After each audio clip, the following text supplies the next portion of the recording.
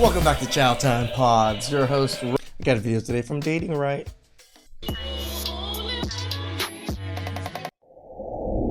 Greetings, fine. Greetings, fine. Oh, Do you have a husband? I do not. Can I get your digits? Um, I Brain doesn't compute. Wait, what? You're fine shit. that's very kind. I didn't expect this is the nicest. Well, sure. I mean, sometimes it's not too bad to shoot your shot, man. But protect yourselves. Y'all are gonna think this is hilarious, but I'm sharing this because I'm curious and I feel like I'm gonna get some good responses. So, I've been trying to get out, mingle with the people, push myself out of my comfort zone. The other day, I was at the grocery store and I just happened to look around. I'm just like, there are a lot of like guys in here. Like, what, is this the time they come out? Like, what's happening? Yeah, we shop for food too.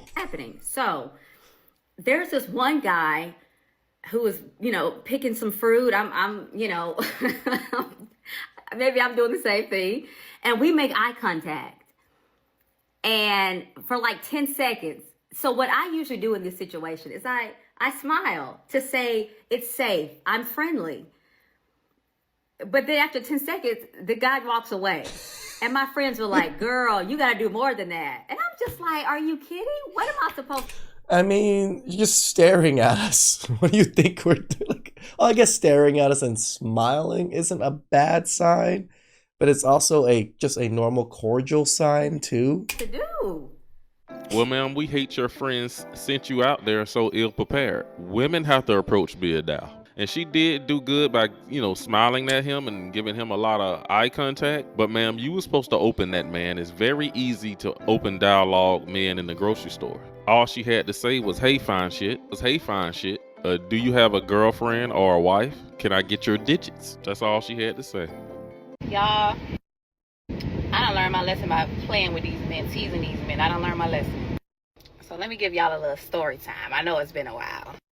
So once upon a time, I had this male friend. Cool dude, we just vibing, doing us. Ain't really no strings attached or nothing like that. Just friends, just cool. I call him friend. But he fine, I'm fine. And the attraction is there, clear as day. It's been there since day one.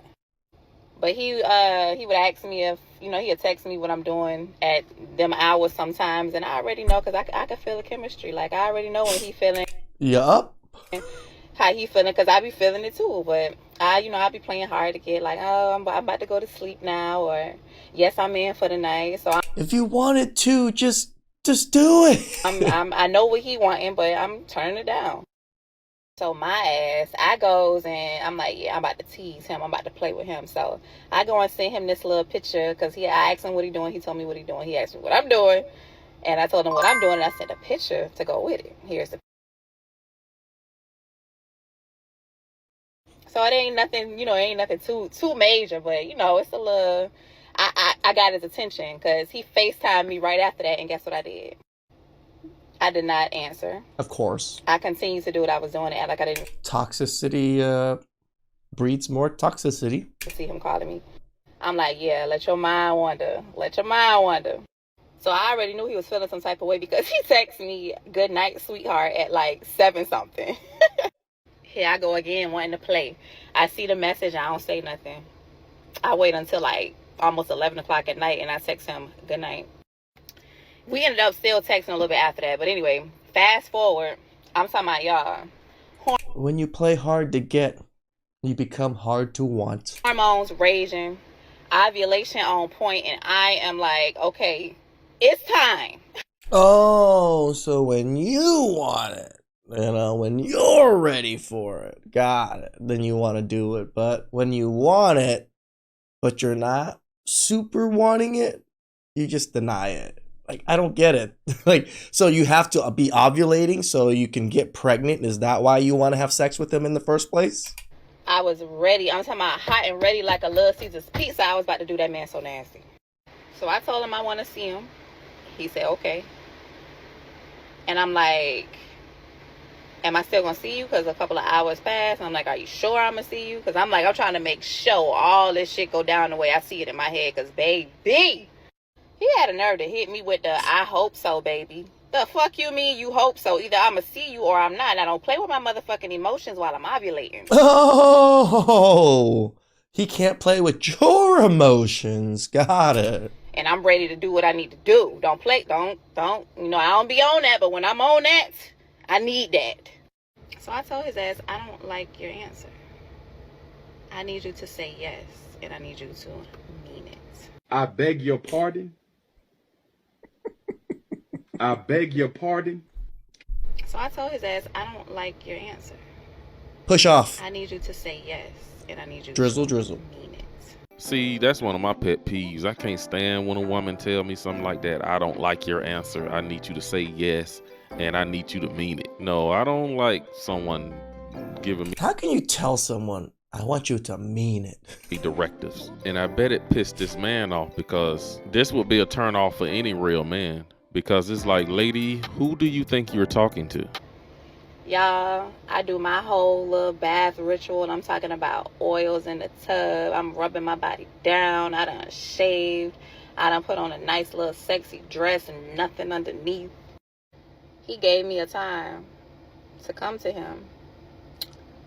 I text him, I swear it had to be like 30, 45 minutes before that time. Like, what you doing? Just trying to make sure he on something. I just had a feeling that he was going to flake on me because I was teasing his ass the other day. Oh, reciprocation of the attitude that you gave him. Interesting. I don't get no answer, y'all. I say, okay, maybe don't think negative. Maybe he just preparing for me, you know, and Preparing for me, you know, setting roses down on the bed, you know, throwing bath bombs in the, you know, whatever bath it is and all this stuff. Yep, he's just setting it all up for the romanticness. When he get a chance. Mind you, the whole day he texting me right back. But now all of a sudden, I don't hear nothing from you. Still don't hear nothing. The time come around where I'm supposed to be in his presence, already, immediately. I need that.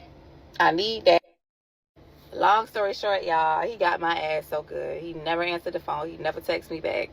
Well, I don't know, because somebody started blowing my phone up from no caller ID about 4 o'clock in the morning, but I think that was, I'm not sure if that was him. But I got so pissed off because I already had a little bit of, I was feeling myself a little bit, had a little bit of alcohol in my system. So I went off, and I ain't gonna say I went off, but I did talk a little bit of shit in the text message, and I blocked his motherfucking ass for like the 30th time. Every time he pissed me off, I block him. But I know what they say, man's rejection is God's protection, because ain't no telling how that night would have went. With me feeling the way I was feeling, as long as it's been, and, you know, the chemistry between us, ain't no telling what would have happened that night. So yeah, exactly. You were trying to get pregnant. I guess everything happens for a reason. Oh, but it's okay to play with his emotions, but just not hers. Yeah, he pulled the you on you. I think her first issue is Uno reversal. the fact that she's not really all of that she thinks she is in her head. She really and I'm pretty isn't. sure she have slept with him before. So, Yeah. you know, for a lot of guys, if they have slept with a woman once or twice and he knows that he has access to her anytime he want to, he can stand you up. And on a serious note, though, I think a lot of women really should take a look at their social media presence and make sure the guy that they're looking to date or their future husband never sees it. Because True. just looking at her profile, just the way she live her life, the type of music she plays on there, the way she carry herself on her social media, She's for the it streets. really doesn't scream girlfriend or wifey. For some of these women, that's all they can do is just end up being a late night occasional smash. You up? But this lady here look like she's in her 30s, about to hit her 40s. And if she don't learn how to stop playing these games, she's gonna end up just like this lady right here. I think it's time to finally admit that I'm tired of being single and I want to be in a relationship. It's too late. Really want a boyfriend. Like, Nah. is that so bad to say? Like, I want someone to do things with, go grocery shopping with, go to the beach with, like cuddle with, tell each And that's the funny thing, right? Women kind of been wanting this. And it's like in their inner thoughts and inner feelings, they just never say it because it goes against the narrative. It goes against all the other women. So they just ignore their own feelings. How sad is it for people, women, to ignore your own feelings just because you think other people are going to label you a pick-me or something? Each other's secrets, watch movies, like go do random things, go to rooftops, go meet each other's friends, like random things. Then she names rooftops, which are pretty exclusive high-end stuff. I just missing that relationship in my life, and I am not ashamed to admit it. No one talks about how hard it is to be in isolation. It's a Saturday night actually. I think it's like 7:30. 3 people texted me today. My son's eye doctor appointment to confirm, my son's orthodontist appointment to confirm, and Spank sent me an ad. That's all. That's it. That's all that's texted me today. It's a beautiful Saturday, and I've been alone all day. My kids are grown. I'm an empty nester. And no one talks about how hard it is to be alone all the fucking time. It's just a season of isolation, and I've been here before. And I mean, how many videos have we seen women complaining about needing a man or wanting a man and they're alone? It almost is as much as the women that are saying, I don't need no man. It's actually the same women. I got through it. But man, it's so hard when you're in it. It's so hard. I'm walking because I have nothing else to do. I can't shop anymore. It's not a bad thing. I think walking is great. I think people think walking is a little underrated. If you can just walk for an hour a day, you don't even have to run. Just walk a good pace. Maybe not even a good pace. Just get your ass there and walk. You'll lose weight. You'll actually feel a little bit more energy. It might even clear up your mind. I can't clean anymore. And it's just like, what am I here for? Like, what is the purpose of this? Life is supposed to be fun and full of relationships and like happiness. And I've been alone all day. I was alone last night on Friday night. Like, see, like they say it as if there's someone supposed to be with you 24/7 or something. I don't even know why I'm sharing. I just know I'm probably not alone. And if I can help somebody else like not feel so alone, then that's what I want to do, I guess. I don't know. It's just really fucking hard, and nobody really talks about it. And so if you are here and you're right there with me, it's just like when they say, oh, no one ever talks about how hard after the divorce is. Everyone's talking about it. Just know that you're not alone, and somehow, some way, it's figure outable. We'll get through it. It's just a season that we're in, and for whatever reason, there is a reason we're in it. We just don't know it. Well, ma'am, you do know why you're in this season of your life. You left your husband and your kid's father, and you left with the confidence that you would find another man. You would find someone else to replace him, and you will not be alone. But reality have shown a lot of women that, yeah. There is no way you thought we talked and I ain't heard from you all day. A full day, no communication? You are now my brother on my daddy's side. A full day, no communication, no how you doing, how you been, how's your day, okay, I'm busy, I'm gonna talk to you later. And you couldn't send something back to him? A full day? Or send something to him? You've been demoted so fast, already, demoted. Girl, I don't think they wanted to get promoted in any way. Like that. What? We going a full day without even checking in? No call, no show, new hoe. You know what they say. What? A whole day? I can't do it. Maybe I'm just strict. I don't know. Maybe it's me. Maybe I'm just strict.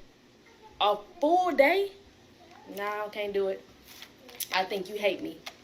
I actually think you hate me. And then you gonna come back around at nighttime? Oh, we know what you're good for if it's you up. Nah, don't even worry about it. I'm gone. My number is changed, actually. It's changed. New hoe. That man don't have to check in and call you every day. That man just met you. And did you call him today? Right. Did you text him? It seems like a lot of women got this standard of, oh, this guy got to check in with them. And especially for men like me, I am out here working, getting goals accomplished. I don't have time to check in with you all day. Did you text me this morning? Like, I hardly even text my own dad of stuff I'm doing and where I'm going. Why would I ever even text you? The modern women still want you to constantly chase them. Like, what is this narcissism that women have? They love to call men this term, but Why that man gotta check in with them like it's a job or it's his probation officer? What is going on? I'm gonna hold your hand when I say this, but I'm only saying it one time. Stop getting so emotionally attached and just enjoy the experience with the person. Be friends. Be a moment in time. Be a memory. You don't gotta fall madly in love with everybody you come across. Because everybody that come in your life is not husband or wife material, and your ass trying to force it on them. At this point, I feel like a lot of men do this. I was probably one, right? You have this envision of a wife or like a partner or, you know, a girlfriend, and you just kind of shove any girl into it, right? You know, like you see a girl, you're like, ah, she fits in there.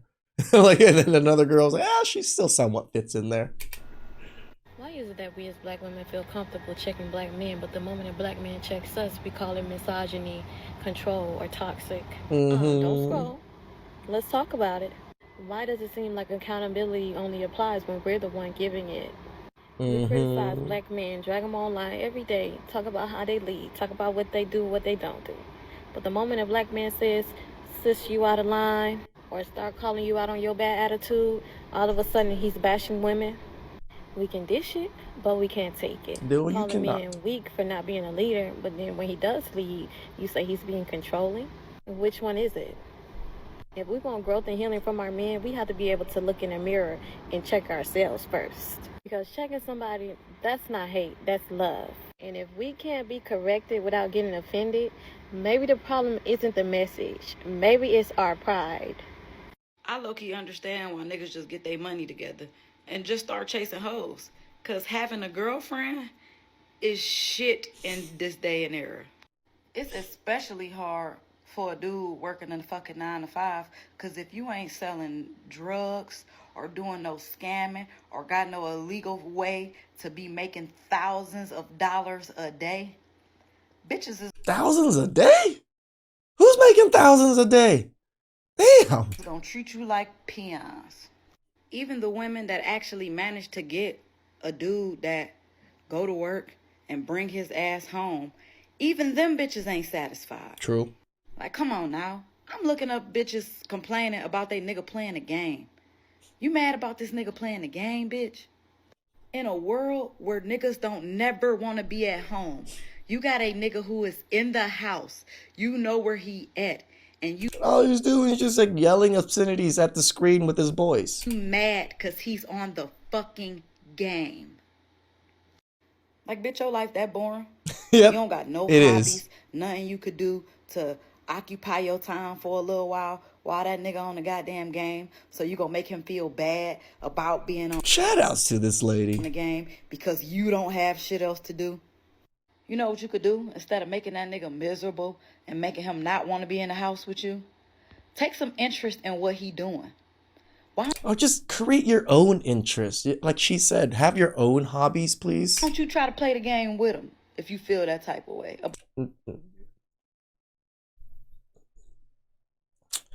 Some men are probably into it. I'm not prepared to train someone to keep dying and having to carry someone, so. About that nigga being on the game. Because you know what that nerd ass nigga could be doing instead of sitting in the house on that game at home with you? That nigga could be at Comic-Con. That nigga could be at a bar. That nigga could be somewhere around bitches who like the shit that he like. Having conversations with like-minded motherfuckers. Yet he's sitting in the house letting you make him fucking miserable and feel bad about being on the game.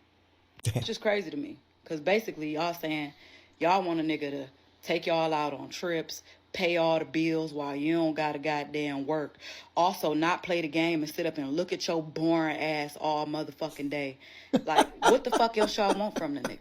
That's right. They say he is boring. Women say he is boring. He don't want to do nothing but play the video game all day. I need a grown man who gonna be focusing on taking me out, taking me. Because people, even people in their 30s, mid 30s, they want to go out all the time. I don't understand this, right? Like the staying at home, maybe eating in, watching a movie, relaxing at home, not spending money. Why do we always have to spend money? Me on date nights. I want to go on record right now and say this. If I were to pass away, I don't want a funeral. I think that funerals are old traditions that have now become financial gain for the funeral homes. actually don't disagree with this. I can somewhat agree with this because I got taken to the cleaners by the funeral home when I was handling mother's stuff. Like when you're in that state, you just kind of like, yeah, just sure, whatever. I don't know, right? And $2,000 to rent a casket comes out of nowhere when I took care of my uncle, like last year when my uncle passed. I literally bought them a casket for $2,000, and I paid $2,000 just to rent one. Yeah, funeral homes. And for all of the little funeral things that you got to pay for. People be grieving and they got to put on a show and a party for everybody else. It's true. They got to feed everybody. They got to make all the arrangements. Damn, man, it's making me get flashbacks now of, I had to set up the whole temple stuff. I had to, pay a lot of the temple ladies to make a lot of food for everybody because about 100 people showed up at the temple for my mom's it's like ceremony to kind of send her off. So yeah, there's so much involved. Like the person that's handling everything is overwhelmed. And funeral homes know it. Blah, blah, blah, blah, blah. Don't nobody feel like doing that. And even if they have help, even if they have help from the church or from the family, it is still a lot that goes into it. Having to write obituaries, pulling up pictures and shit, trying to find something to wear that's decent. I mean, there's also like trying to cancel all of like their bank accounts, their credit cards, and handling all that paperwork stuff too, while you're still trying to handle freaking funeral stuff and then trying to get everybody together and relay the message out on Facebook and things like that. Oh my God. It was such... Whew. I'm like remembering it now and I'm just like, oh. Trying to think about the order of service, asking...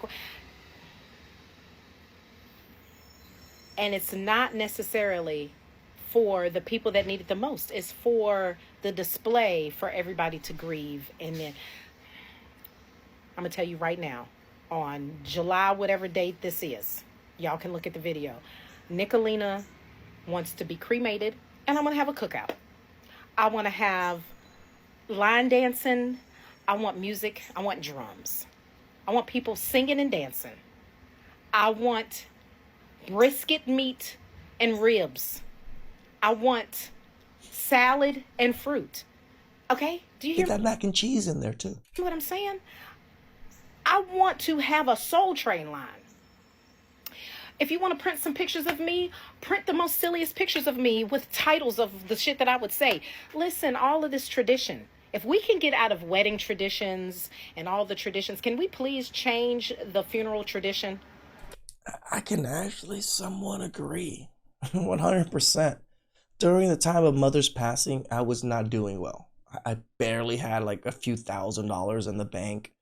Barely was making any money. And I was like, all right, a little bit after my divorce, I was still struggling. Oh my gosh. I really wanted to bury mother. I wanted to bury her so bad, but I could not afford a plot. I could not afford it. It was like $40,000 to $60,000 to bury my mother. I had to go through the cremation route because that was the only thing I can afford.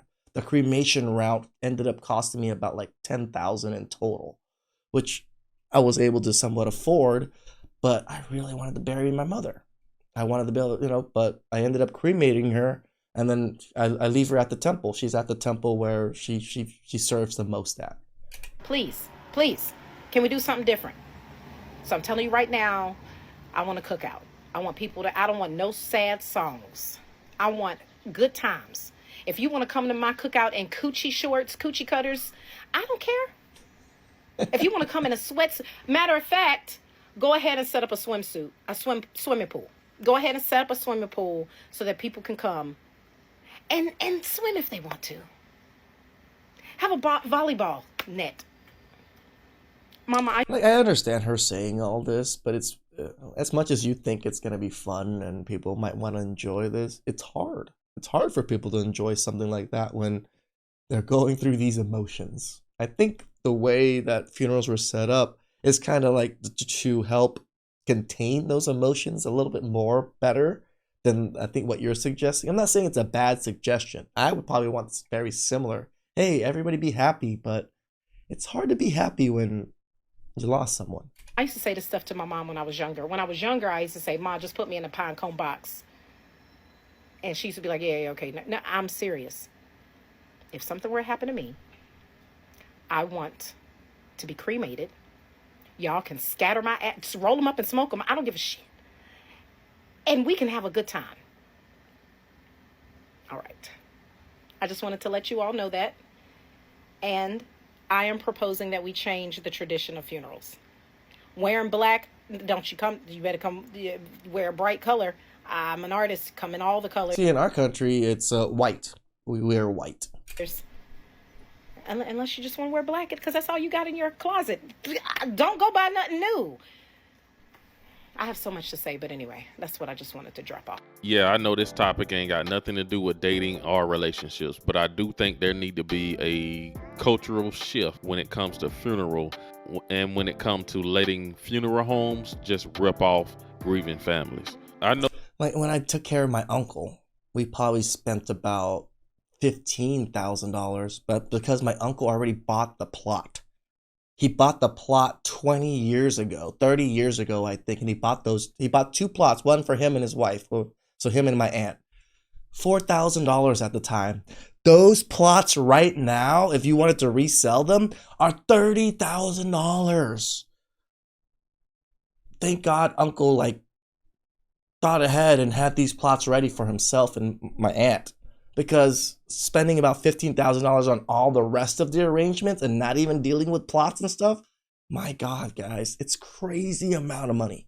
No, for me, I don't want to be in no casket. I don't want no casket. I don't want no viewing. I don't want no service. Just go ahead and burn my body, and you guys take me down to the beach and pour my ashes in the ocean, because I think that's where we come from anyway. But I do think people need to be more conscious about, talking to family members about what they personally want to be done. Now, I do think if you do got old school members of your family who still want to be traditional casket burials in the ground, whatever, that's fine, give them their wishes. But for us so-called new age generational people, we shouldn't care about that, because once we get our ticket punched and leave this world, this body don't even matter no more. We all will be going on to a better place.